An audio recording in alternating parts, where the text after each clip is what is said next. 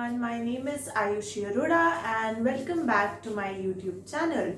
So today we are going to start, we are continuing with our previous topic and we are doing class 12th political science of ISE board. So I hope you are studying well. And if you have not subscribed my channel till now, then please do it, because then only you will be receiving a notification for further videos. And we have already covered a lot of topics. We have covered our topics on judiciary, preamble, local self-government, fundamental rights. We have also made a video on the concept of timeline, which includes your dates in history, that concept. So more or less we have tried to cover many topics. So if you have not watched the previous videos or topics, you can go back and watch that. So we are continuing with our chapter on directive principles of state policy. So if you have not watched the previous video, which is your base video for this topic, that is the meaning of directive principles and the features of the directive principles. So it is written like this: directive principles, meanings, comma, features. तो अगर आपने वो meaning और feature वाला video नहीं देखा है तो पहले आप वो देख लेना. वो आपको एक बेस प्रोवाइड करेगा इस वीडियो को समझने के लिए. तो हम ये वाला कॉन्सेप्ट स्टार्ट करते हैं. It says that directive principles of state policy. तो directive principles of state policy को हम आगे और डिटेल में पढ़ेंगे. तो मीनिंग क्या होता है directive principles of state policy का, ये मैं अपनी प्रीवियस वीडियो में डिस्कस कर चुकी हूँ, बट फिर भी मैं एक बार फिर से हाईलाइट कर देती हूँ.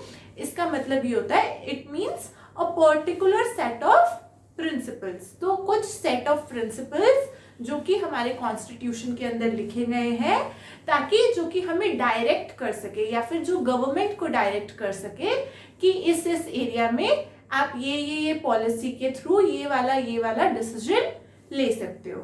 सो these are your directive principles of state policy. वो पूरा आप वीडियो देखना, उसमें पूरा अच्छे से एक्सप्लेन कर रखा है. ये मैंने आपको शॉर्ट में सिर्फ बताने के लिए कि डायरेक्टिव प्रिंसिपल्स का मतलब होता है basically a set of principles which have been made to guide the government and so that they can frame their policies in a better way. ठीक है, अब हम स्टार्ट करने वाले हैं directive principles enshrined in the constitution. कि हमारा जो कॉन्स्टिट्यूशन है, इंडियन कॉन्स्टिट्यूशन के अंदर डायरेक्टिव प्रिंसिपल्स किस तरीके से एनश्राइन्ड है, या फिर कौन कौन से डायरेक्टिव प्रिंसिपल्स की बात की गई है हमारे इंडियन कॉन्स्टिट्यूशन में. So as we all know कि part 4 of our constitution talks about directive principles. So part 4 lists several directive principles from article 36 to 51. So जो आपका पार्ट 4 है इंडियन कॉन्स्टिट्यूशन का, वो सेवरल डायरेक्टिव प्रिंसिपल्स के बारे में बताता है. तो वो आपके आर्टिकल 36 से लेकर आर्टिकल 51 तक जो है उसमें आपके डायरेक्टिव प्रिंसिपल्स बताए गए हैं. These have been, however, neither classified nor systematically arranged. तो जो आर्टिकल 36 से लेकर आर्टिकल 51 तक जो आपके डायरेक्टिव प्रिंसिपल्स बताए गए हैं, वो क्लासिफाइड भी नहीं है और वो सिस्टमैटिकली अरेंज्ड भी नहीं है. So for the convenience the scholars usually classified these into 4 main categories. तो हमने अपनी कन्वीनियंस के हिसाब से, मतलब जो स्कॉलर्स थे उन्होंने अपनी कन्वीनियंस के अकॉर्डिंग डायरेक्टिव प्रिंसिपल्स को 4 मेन कैटेगरीज में डिवाइड किया है, ताकि आपको डायरेक्टिव प्रिंसिपल्स इजीली समझ में आ जाए. So directive principles have been classified into like 4 major categories. Number 1 is socialistic principles. अभी हम इसको आगे पूरा डिटेल में पढ़ेंगे. Number 1 is socialistic principles. Then we are going to talk about our second category, which is the Gandhian principles. Number 3rd is your liberal principles. And number 4 is your general principles. तो हम ये वाले जो हमारे सारे principles हैं, हम इनको डिटेल में पढ़ेंगे. ठीक है, तो तो हम आपके सोशलिस्टिक प्रिंसिपल्स को पढ़ेंगे, फिर हम आपके गांधीयन प्रिंसिपल्स को पढ़ेंगे, फिर लिबरल प्रिंसिपल्स को पढ़ेंगे, and then we are going to talk about general principles. तो डायरेक्टिव प्रिंसिपल्स के अंदर क्या क्या आता है उसको अच्छे से समझने के लिए इसको 4 पार्ट्स में कैटेगराइज किया गया है। So as we are doing directive principles of state policy, and we have already studied that it has been broadly classified into 4 categories. So coming on to its first category, which is socialistic principles. So सबसे पहला हमें ये पता है कि जो directive principles है वो उसका जो फर्स्ट कैटेगरी है दैट इज सोशलिस्टिक प्रिंसिपल्स। तो डायरेक्टिव प्रिंसिपल्स को एक कैटेगरी के अंदर डाला गया है जो कि आपके सोशलिस्टिक प्रिंसिपल्स होते हैं। अब देखते हैं कि सोशलिस्टिक प्रिंसिपल्स क्या होते हैं। ठीक है, so most of the socialistic principles are contained in articles 38, 39, 41, 42 and 43। तो आपके ये 5 आर्टिकल्स है, आर्टिकल 38, 39, 41, 42 एंड 43। इन 5 आर्टिकल्स में आपका सोशलिस्टिक प्रिंसिपल्स डिस्कस किया गया है। ठीक है, अब हम आर्टिकल 38 को डिस्कस करेंगे। आर्टिकल 38 बिकॉज ये वैसे तो सोशलिस्टिक प्रिंसिपल्स बहुत सारे हैं आपके, लेकिन हम 5 मेजर आर्टिकल्स को डिस्कस करेंगे ताकि ये 5 मेजर आर्टिकल्स अगर आपको पता होगा तो आप सोशलिस्टिक प्रिंसिपल्स को अच्छे से समझ पाओगे। ठीक है, so coming on to the article number 38। So इसमें ये लिखा है the state shall strive to promote the welfare of the people by securing and protecting as effectively as it may a social order in which justice, social, economic and political shall inform all the institutions of the national life। तो ये article 38 को लिखा गया है। तो article 38 है वो आपका क्या कह रहा है कि जो आपका स्टेट है, कुछ कीवर्ड्स मैं अंडरलाइन कर देती हूँ। जो स्टेट है शैल स्ट्राइव टू प्रमोट दी, जो स्टेट है उसका क्या काम है कि वो क्या प्रमोट करे, promote the welfare of the people. कि जो आपका स्टेट है वो प्रमोट करे, क्या प्रमोट करे, welfare of the people by securing and protecting. 2 चीजें कर रहे हैं, सिक्योर कर रहे हैं एंड प्रोटेक्ट कर रहे हैं। By securing and protecting as effectively as it may a social order. So basically सबसे पहला तो बात ये हो रही है कि स्टेट को प्रमोट करना है वेलफेयर ऑफ द पीपल, कि लोगों के वेलफेयर के लिए स्टेट को काम करना है। कैसे काम करेगी स्टेट, लोगों के वेलफेयर को कैसे प्रोटेक्ट करेगी, by securing and protecting as effectively as it may a social order.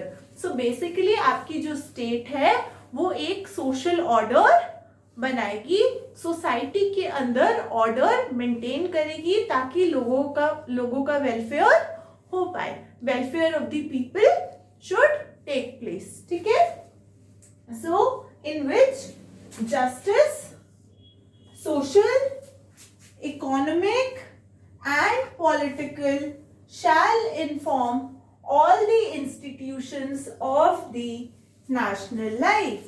तो स्टेट को प्रमोट करना है वेलफेयर ऑफ द पीपल को ताकि आपका एक सोशल ऑर्डर मेंटेन रहे जिसके अंदर आपका justice, social, economic and political, so basically लोगों को हर तरीके से जस्टिस मिले।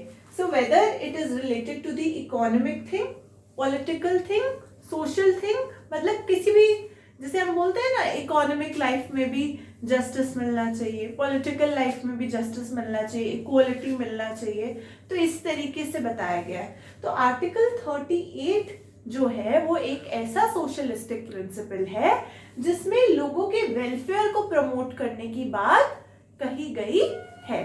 So article 38 talks about to promote the welfare of the people। और लोगों का वेलफेयर कैसे प्रमोट होगा? By securing a social order, मतलब एक ऐसा सोशल ऑर्डर बनाए जिसके अंदर आपका जस्टिस भी सही तरीके से काम करे, आपका सोशल जो बेसिकली आपका सोसाइटी है वो भी ढंग से काम करेगा, इकोनॉमी भी आपकी ढंग से काम करेंगे और पॉलिटिकल लाइफ भी ढंग से काम करेगी। तो आपके एक नेशन की लाइफ को, जितने भी मतलब वहाँ के सिटीजन्स हैं उसकी लाइफ को बेटर बनाने में हेल्प करेगी। I hope you have understood article 38 in a proper way. So as we have understood article 38, now we are going to start with article number 39. So coming on to article 39, it has been categorized into several different parts. So हम article 39 का पहले part A पढ़ेंगे। तो part A में क्या लिखा है? Equal right to an adequate means of livelihood to all the citizens. इसका मतलब ये है कि सबसे पहले ए में क्या बता रहे हैं आर्टिकल 39 ए में कि इक्वल राइट दिए गए हैं to adequate means of livelihood to all the citizens, कि आपके जितने भी सिटीजन्स हैं सारे के सारे सिटीजन्स को इक्वल राइट मिले कि वो अपनी लाइवलीहुड को, जो उनके रहने का जो तरीका है उधर इक्वल राइट मिले उनको अपने लाइवलीहुड को जीने का। This is your article 39 part A. अब आर्टिकल 39 के पार्ट बी पे आते हैं। तो पार्ट बी जो है वो दो चीजों के लिए बहुत फेमस है। वन थिंग इज ओनरशिप, ठीक है, and another thing is control, ठीक है। अब इसमें बात हो रही है ownership and control of material resources of the community and their distribution to subserve the common good. तो ओनरशिप और कंट्रोल किन किन चीजों का? मटेरियल का, रिसोर्सेस का, ठीक है, इन दो चीजों का, कि आपके पास में जो मटेरियल है आप उसकी ओनरशिप भी रख रहे हो, ठीक है, और जो रिसोर्सेज है उनकी आप ओनरशिप भी रख रहे हो, उनको कंट्रोल भी कर रहे हो। Material comma resources of the community, यानी कि जो कम्युनिटी का मटेरियल और रिसोर्सेज है उसके ओनरशिप और कंट्रोल की बात करी जा रही है, and their distribution to subserve the common good. Common good यानी कि जिसमें सबका भला हो। तो हम अपने मटेरियल को और रिसोर्सेज की ओनरशिप और कंट्रोल इस तरीके से करें कि वो हमारे कॉमन गुड को सर्व करे, कि सबका भला हो। इस तरीके से हमारे ओनरशिप और control of material and resources इस तरीके से होना चाहिए कि हमारा रिसोर्सेज और मटेरियल जो कि कम्युनिटी के यूज के लिए है वो सब एक सही तरीके से हो ताकि सारे लोगों का फायदा हो। So this is your article 39 part B. अब आर्टिकल 39 के पार्ट सी पर आते हैं, ठीक है। ये जो आर्टिकल है आपको इसको भी मैं लर्न करने का भी बहुत इजी टेक्निक बताऊंगी। आर्टिकल 39 का पार्ट सी है prevention of concentration of wealth and means of production to common determinant, ठीक है। जो आपका सी पार्ट है वो दो चीजों की बात कर रहा है कि prevention of concentration of wealth. सबसे पहले तो वेल्थ की बात की जा रही है। वेल्थ मतलब मनी, जो आपके पास में पैसा है उसकी बात की जा रही है कि prevention of concentration of wealth, कि अगर सारा का सारा पैसा एक ही इंसान के हाथ में कंसंट्रेट हो जाएगा तो फिर तो वो कम्युनिटी के गुड के लिए सर्व नहीं हो पाएगा, मतलब उससे कम्युनिटी का भला तो नहीं हो पाएगा। तो जो हमें प्रिवेंट करना चाहिए कि कंसंट्रेशन ऑफ वेल्थ एक ही बंदे के हाथ में ना हो जाए, and means of production to common determinant, ठीक है। और जो आपका मीन्स ऑफ प्रोडक्शन है यानी कि जो आपका प्रोडक्शन हो रहा है वो भी सिर्फ कॉमनली एक ही इंसान के हाथ में नहीं होना चाहिए। तो कंसंट्रेट ना हो वेल्थ, रादर देन कंसंट्रेशन की जगह डिस्ट्रीब्यूशन हो जाए, कि अलग अलग जगह पर वेल्थ को डिस्ट्रीब्यूट किया जाए, जैसे कि एग्रीकल्चर सेक्टर में भी पैसा लगाया जाए और अगर एजुकेशन है तो उधर भी पैसा लगाया जाए, आपका हेल्थ सेक्टर है तो उधर भी मनी इन्वेस्ट होना चाहिए, इस तरीके से, ठीक है। तो एक कॉमन जगह पर कंसंट्रेशन वेल्थ का ना हो। Now coming on to part B of article 39, इसके अंदर लिखा है equal pay for equal work for men and women. तो आपकी मेन और विमेन के लिए equal pay for equal work, यानी कि दोनों को बराबर सैलरी मिलनी चाहिए, बराबर इनकम मिलनी चाहिए। अगर कोई काम मेन कर रहा है और कोई काम विमेन कर रही है, तो दोनों अगर सेम तरीके का काम कर रहे हैं तो दोनों को सेम सैलरी मिलनी चाहिए। ऐसा नहीं होना चाहिए कि मेन को ज्यादा सैलरी मिल रही है और विमेन को कम सैलरी मिल रही है। दिस इज नॉट गुड, ठीक है। तो आपका जो सोशलिस्टिक प्रिंसिपल है वो इसके बारे में भी बात कर रहा है। सो बेसिकली हमारी सोसाइटी की बात हो रही है ना, तो हम सोसाइटी के सारे लोगों को एक साथ रखने की बात कर रहे हैं, इकट्ठे उनको चलाने की बात कर रहे हैं। Coming on to part E, part E में लिखा है protection of health and strength of workers from abuse forced by economic necessity. इधर लिखा गया है कि प्रोटेक्शन ऑफ हेल्थ, सबसे पहली चीज जो होती है ना किसी भी ह्यूमन बीइंग के लिए, वो उसकी हेल्थ होती है, कि अगर उसकी हेल्थ अच्छी होगी तभी वो पर्सन अपनी कंट्री के लिए अच्छे से सर्व कर पाएगा, ठीक है। तो protection of health and strength of workers from abuse forced by economic necessity. Basically किसी की इकोनॉमिक सिचुएशन अगर इतनी अच्छी नहीं है, इतनी ज्यादा फेवरेबल नहीं है, तो क्या होगा, लोग जो गरीब लोग होते हैं उनको एक्सप्लॉइट करने की कोशिश करते हैं। तो इधर बताया गया है आपके सोशलिस्टिक प्रिंसिपल्स में कि प्रोटेक्शन मिलनी चाहिए उनकी हेल्थ को भी, और ऐसा नहीं होना चाहिए कि वर्कर्स को किसी भी तरीके का अब्यूज झेलना पड़े due to their economic necessity, ठीक है। तो उनको किसी भी तरीके का डिस्क्रिमिनेशन इकोनॉमिक नेसेसिटी की वजह से नहीं झेलना पड़े। सो इसको मैं एक इजीएस्ट वे में आपको बता रही हूँ। सोशलिस्टिक प्रिंसिपल्स को आप ऐसे समझना कि हम सोसाइटी की बात कर रहे हैं, तो अब हम सोसाइटी की बात कर रहे हैं तो आपको ऐसे करना है। सबसे पहला इज इक्वल राइट, कि इक्वल राइट मिलना चाहिए आपकी लाइवलीहुड के लिए, ठीक है। सेकेंड जो चीज हो गई वो हो गया कि ओनरशिप और कंट्रोल मटेरियल और रिसोर्सेज का जो कि कम्युनिटी की है वो कॉमन गुड के लिए सर्व होना चाहिए, क्योंकि हम सोसाइटी की बात कर रहे हैं, उसका एक कम्युनिटी भी एक बहुत ही मेजर पार्ट है। तो कम्युनिटी के कॉमन गुड के लिए आपके रिसोर्सेज और मटेरियल सर्व होने चाहिए। Then coming on to the prevention of concentration of wealth, कि वेल्थ किसी एक ही इंसान के हाथ में कंसंट्रेटेड नहीं होनी चाहिए, ठीक है। उसके बाद है equal pay for equal work, कि मेन और विमेन दोनों को बराबर सैलरी मिलना चाहिए।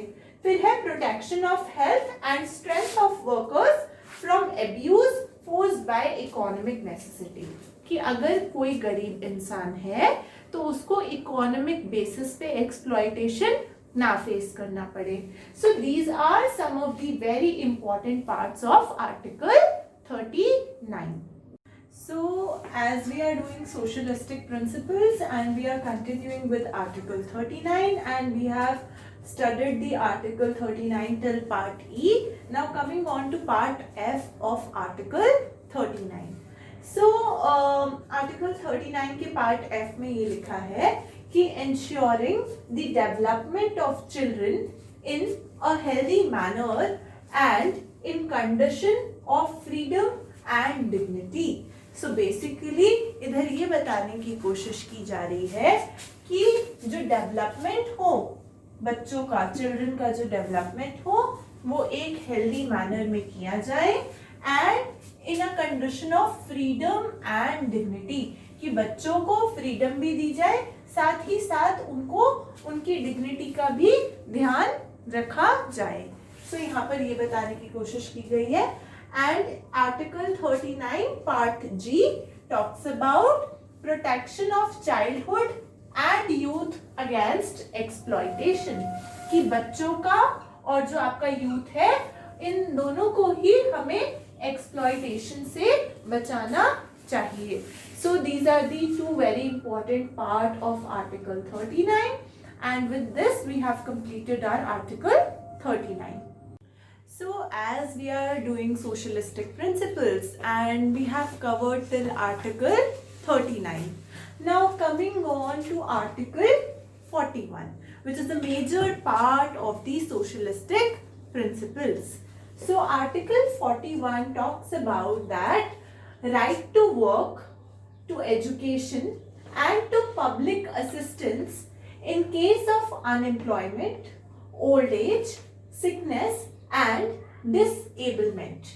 So basically जो आपका आर्टिकल 41 है वो ये बता रहा है कि जो आपका राइट टू वर्क है या फिर राइट टू एजुकेशन है या राइट टू पब्लिक असिस्टेंस है इन केस ऑफ अनएम्प्लॉयमेंट में, ओल्ड एज में, सिकनेस में, डिसेबलमेंट में, तो ये वाली सारी चीजें आपके सोशलिस्टिक प्रिंसिपल के अंदर आर्टिकल 41 में बताई गई हैं.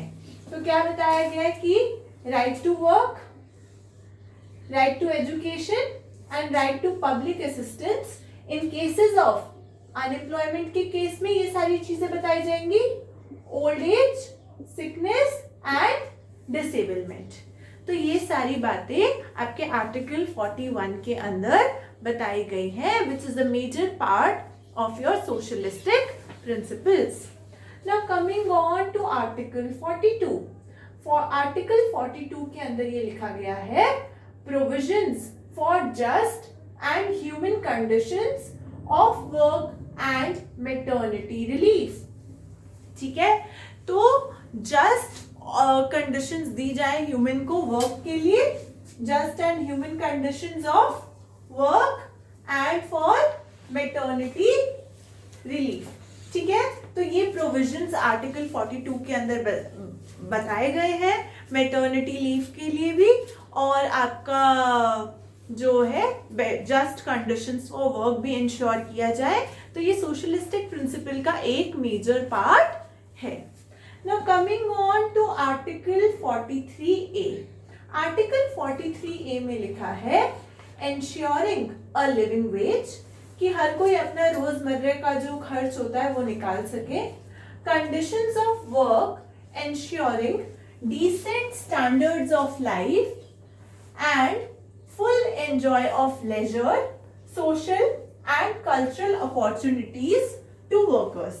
So basically आर्टिकल 43A जो कि आपका सोशलिस्टिक प्रिंसिपल्स के अंदर एक मेजर पार्ट है, उसमें ये बताया गया है कि कैसे आप अपना लिविंग वेज को इंश्योर करें, और कंडीशंस बताए गए हैं of work ensuring decent standards of life, कि आपको आप एक डिसेंट स्टैंडर्ड ऑफ लाइफ को इंश्योर कर पाए एंड साथ ही साथ में आप फुल एंजॉय कर पाए और सोशल कल्चरल अपॉर्चुनिटीज भी वर्कर्स को मिल पाए. तो ये एक मेजर सोशलिस्टिक प्रिंसिपल्स है जो कि वर्कर्स की बेटरमेंट के लिए बनाया गया है.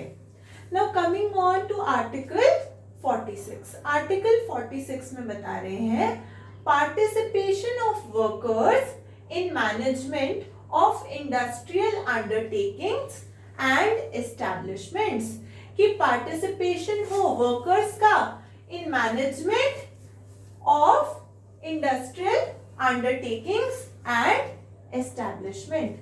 एंड आर्टिकल 46 के अंदर जो दूसरा पॉइंट है वो ये है protection of the weaker sections of the people from social injustice and all forms of exploitations.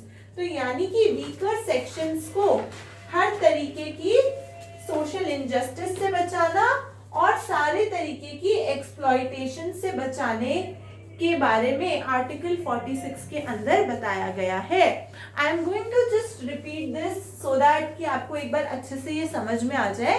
तो हमारा जो आर्टिकल 41 है, सो बेसिकली जो ये वाले है ना, ये वर्कर्स को सिंबलाइज कर रहे हैं.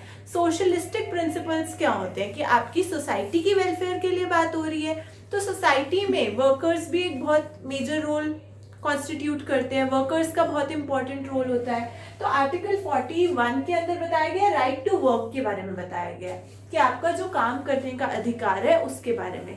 फिर राइट टू एजुकेशन के बारे में बताया गया, फिर बताया गया पब्लिक असिस्टेंस के बारे में, अनएम्प्लॉयमेंट के बारे में, ओल्ड एज, सिकनेस, डिसेबलमेंट, इन सारी चीजों के बारे में बताया गया है। सो बेसिकली जो डिसेबल लोग हैं उनको भी सारी चीजें अच्छे से मिले, ओल्ड एज है, सिकनेस है, हर चीजों की फैसिलिटीज उनको अच्छे से मिले। फिर बता रहे हैं कि जस्ट ह्यूमन कंडीशंस होनी चाहिए, कि फेवरेबल हो, ऐसा ना हो कि ऊंच नीच की भावना ना हो, एंड मैटरनिटी रिलीफ भी प्रोवाइड होना चाहिए, ठीक है, and ensuring a living veg, की जो आपके वर्कर्स भी हैं वो भी एक स्टैंडर्ड ऑफ लाइफ को मेंटेन कर सके। तो वर्कर्स के बेनिफिट के लिए ये सारे आर्टिकल्स है बेसिकली। और तो कहीं कहीं पे कुछ और एडिशन है, एडिशन ऑल्ट्रेशन हो रखा है। फिर आर्टिकल 46 में ये भी बता रखा है कि जो आपके पार्टिसिपेशन ऑफ वर्कर्स है वो इंडस्ट्रियल अंडरटेकिंग्स में तो होने ही चाहिए, साथ ही साथ में उनके एस्टैब्लिशमेंट में भी, कि कैसे इंडस्ट्रियल एरिया का सेटलमेंट हो रहा है या क्या हो रहा है, उधर वर्कर्स का एक मेजर रोल प्ले कर रहे हैं वो लोग भी। एंड इसका जो अगला पॉइंट है वो ये है कि protection of the weaker sections of the people, जो वीकर सेक्शंस है आपकी सोसाइटी में उनकी भी प्रोटेक्शन के लिए काम किया जाना चाहिए, and to protect them from all sort of social injustice and as well as to protect them from all sort of exploitations, कि उनको हर एक तरीके की एक्सप्लॉयटेशन से भी बचाना चाहिए और हर एक तरीके से उनकी मदद करनी चाहिए।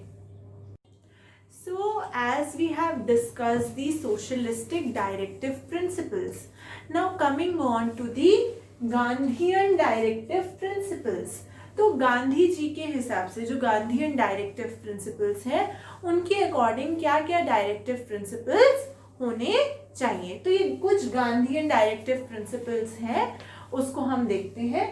Number 1 is to organise village panchayats and endow them with adequate powers and authority।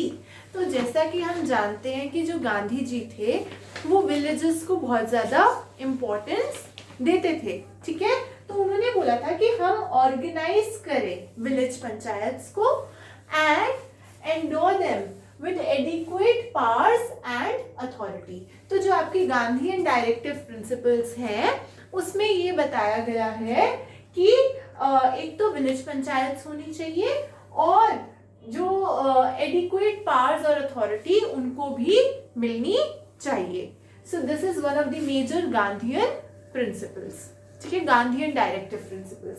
So basically ये है जो गांधी जी जिन जिन चीजों को फेवर करते थे या उनको जो अच्छा लगता था तो उनके अकॉर्डिंग ही गांधीयन डायरेक्टिव प्रिंसिपल्स बनाए गए हैं, ठीक है। Now another one is to promote cottage industries or cooperative basis in rural areas। So basically सारी जितनी भी गांधीयन डायरेक्टिव प्रिंसिपल्स में हम चीजें पढ़ने वाले हैं वो ज्यादातर रूरल एरियाज के बेसिस पे है। जैसे कि हमने सबसे पहले पढ़ा कि विलेज पंचायत होनी चाहिए अच्छे से। Now the second thing is to promote cottage industry. अगर घर घर में कॉटेज इंडस्ट्री खुल जाएगी तो उससे डेवलपमेंट होगा, तो बेसिकली उधर उसके लिए बात की जा रही है।